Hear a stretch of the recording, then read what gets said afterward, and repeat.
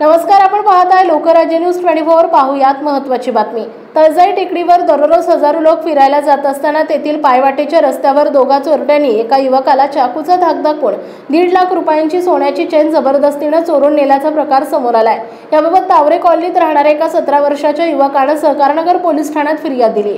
हा प्रकार तळजाई मंदिराच्या पाठीमागील जंगलातील पायवाटेवर मंगळवारी सकाळी 7:15 वाजण्याच्या सुमारास घडला।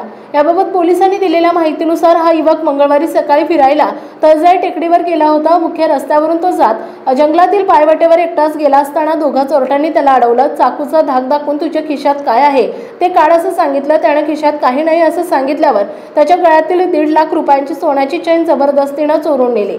याबाबत वरिष्ठ पोलीस निरीक्षक राहुल गौड यांनी सांगितले की तळजाई टेकडी परिसरात दररोज हजारो लोक फिरायला येत असतात। त्यामुळे पर्वती आणि सहकारनगर पोलिसांनी या संपूर्ण परिसरात एकत्रितपणे पेट्रोलिंग करण्यासाठी पथके नेमली आहेत। हा युवक मुख्य रस्त्यावरून आत जंगलात गेला। तो संपूर्ण 2 ते 3 किलोमीटरचा परिसर सीसीटीव्ही विरहित आणि जंगलाचा आहे। ही घटना घडल्यानंतर त्याने मुख्य रस्त्यावरील वनरक्षक पोलीस किंवा तेथील नागरिकांना काही न सांगता घरी गेला। त्यानंतर 3 तासांनी 10:30 वाजता पोलीस ठाण्यात आला। त्यामुळे पोलिसांना घटना घडल्यानंतर परिसराची नाकेबंदी करून चोरट्यांचा शोध घेणे शक्य झाले नाही। पोलीस पथक परिसरातील सीसीटीव्ही फुटेजवरून तपास करत आहे।